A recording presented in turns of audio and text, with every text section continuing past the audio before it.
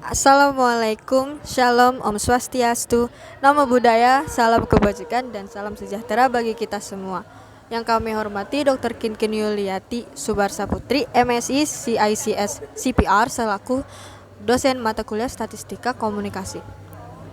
Tujuan kami membuat video ini dengan maksud untuk pemenuhan tugas mata kuliah Statistika Komunikasi dengan materi Statistika Komunikasi uji Kruskal-Wallis, uji Friedman, dan uji Cochrane. Sebelum lanjut, perkenalkan nama saya Ki Haji Kaliyah dan rekan-rekan saya. Perkenalkan, saya Salsabila Haura Zafira. Perkenalkan, saya Neisha Rawisa Smaya. Assalamualaikum warahmatullahi wabarakatuh. Perkenalkan, nama saya Tuku Farel Safira Kila. Dalam kajian statistika komunikasi, metode non-parametrik seperti uji Kruskal-Wallis, Friedman, dan Cochrane digunakan ketika data tidak memenuhi asumsi normalitas atau saat berhadapan dengan data ordinal atau biner. Metode non-parametrik sangat berguna karena dapat mengatasi keterbatasan data yang tidak terdistribusi normal, sehingga hasil analisa tetap valid. Selain itu, penggunaan metode ini memungkinkan peneliti untuk memahami pola dan hubungan yang mungkin tidak terlihat dengan analisis parametrik tradisional. Yuk kita ketahui pengertiannya. Uji Kruskal-Wallis adalah metode non-parametrik yang digunakan untuk menguji apakah terdapat perbedaan signifikan di antara 3 atau lebih kelompok independen. Uji Friedman adalah metode non-parametrik yang digunakan untuk menguji apakah terdapat perbedaan signifikan antara 3 atau lebih kondisi yang diukur berulang kali pada kelompok yang sama. Uji Cochrane adalah metode non-parametrik yang digunakan untuk menganalisis data biner yang diukur berulang kali pada kelompok yang sama dalam beberapa kondisi ataupun waktu.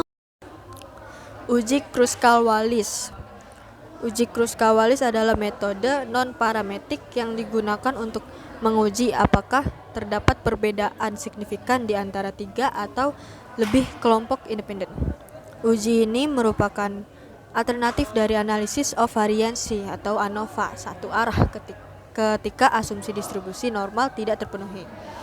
Kruskal-Wallis didasarkan pada peringkat data daripada nilai mentahnya, sehingga lebih fleksibel digunakan pada data yang bersifat ordinal atau yang tidak memenuhi asumsi distribusi normal. Berdasarkan dikutip dari Sugiarto 2016. Lalu ada fungsi. Uji Kruskal-Wallis sering digunakan dalam penelitian komunikasi ketika peneliti ingin membandingkan persepsi, preferensi, atau respons audiens terhadap berbagai media atau platform komunikasi.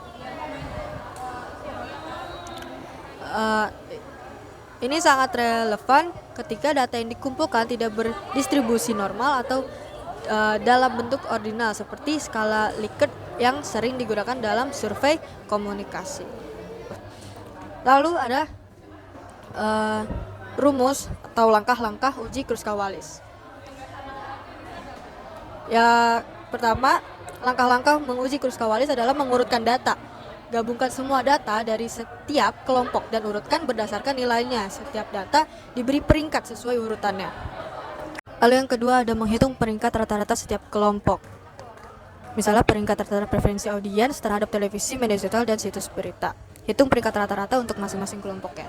Lalu yang ketiga menentukan H statistik yang dihitung berdasarkan perbedaan peringkat rata-rata antar kelompok. Lalu rumusnya adalah H sama dengan 12 per N dalam kurung N tambah 1. N itu adalah jumlah total pengamatan. Lalu sigma RJ per NJ. RJ adalah jumlah peringkat dalam kelompok ke J dan NJ adalah jumlah observasi dalam kelompok ke J. Lalu langkah yang terakhir adalah membandingkan H statistik dengan distribusi chi-square. Nilai H kemudian dibandingkan dengan nilai kritis dari distribusi chi-square dengan derajat kebebasan sebanyak K1, di mana K adalah jumlah kelompok. Jika nilai H lebih besar dari nilai kritis, maka ada perbedaan signifikan antara kelompok-kelompok yang dibandingkan. Uji Kruskal-Wallis juga memiliki kelebihan dan keterbatasan. Kelebihannya adalah tidak memerlukan asumsi distribusi normal. Uji Kruskal-Wallis sangat berguna ketika data tidak memenuhi asumsi normalitas yang diperlukan oleh ANOVA. Lalu yang kedua, dapat digunakan untuk data ordinal. Uji ini cocok untuk data ordinal seperti skala Likert yang sering digunakan dalam survei komunikasi. Dan keterbatasannya adalah tidak menunjukkan di mana perbedaannya jika hasil uji Kruskal-Wallis signifikan, tidak langsung diketahui kelompok mana yang berbeda. Diperlukan uji post hoc seperti Mann-Whitney untuk menentukan di mana perbedaan tersebut berada. Lalu yang kedua, kurang sensitif dibanding ANOVA. Uji Kruskal-Wallis cenderung memiliki kekuatan uji yang lebih rendah dibandingkan ANOVA ketika data berdistribusi normal, sehingga ANOVA mungkin lebih efektif untuk data parametrik.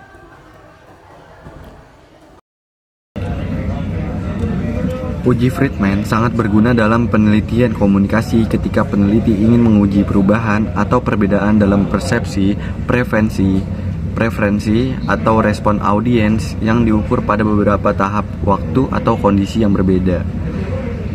Kelebihannya adalah yang pertama, tidak memerlukan asumsi distribusi normal, dan yang kedua, cocok untuk pengukuran berulang.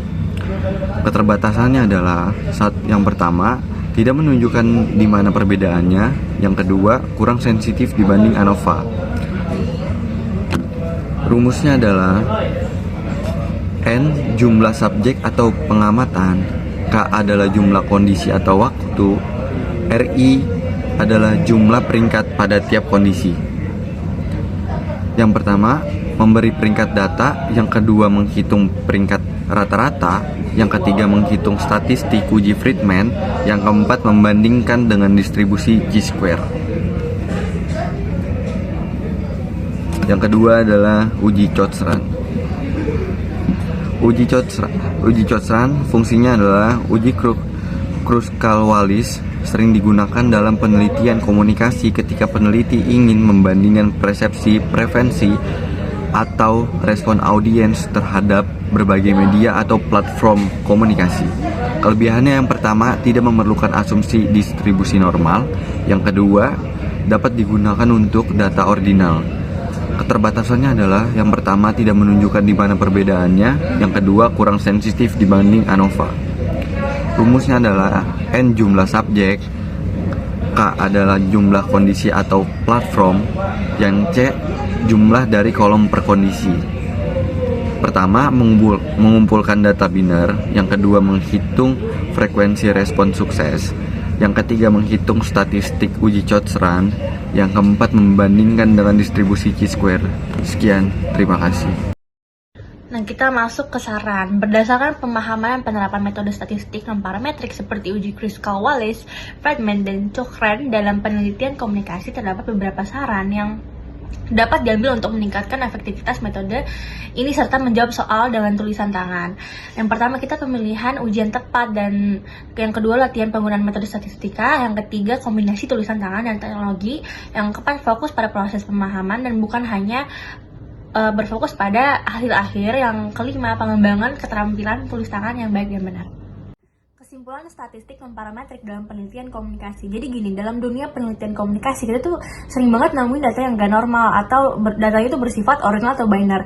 Nah, disinilah metode statistik non-parametrik itu jadi penyelamat. Kenapa non-parametrik? Karena metode ini penting banget karena dia itu bisa diandalkan untuk menganalisis data yang gak sesuai dengan asumsi normalitas. Jadi kita tuh nggak perlu khawatir kalau misalnya data kita tuh aneh atau nggak sesuai dengan ekspektasi. Yang pertama, metode yang efektif. Beberapa metode yang sering kita pakai kayak uji Kruskal-Wallis, uji Friedman, dan uji Chott-Rand masing-masing tuh punya keunggulan tersendiri dalam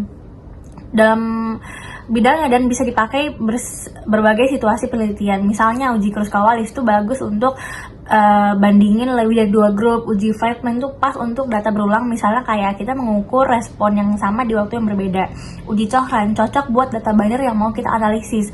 Nah, dengan metode-metode ini kita tuh bisa dapetin analisis yang valid dan lebih akurat meskipun datanya tuh nggak sempurna. Sekian yang dapat kami sampaikan. Terima kasih. Wassalamualaikum warahmatullahi wabarakatuh.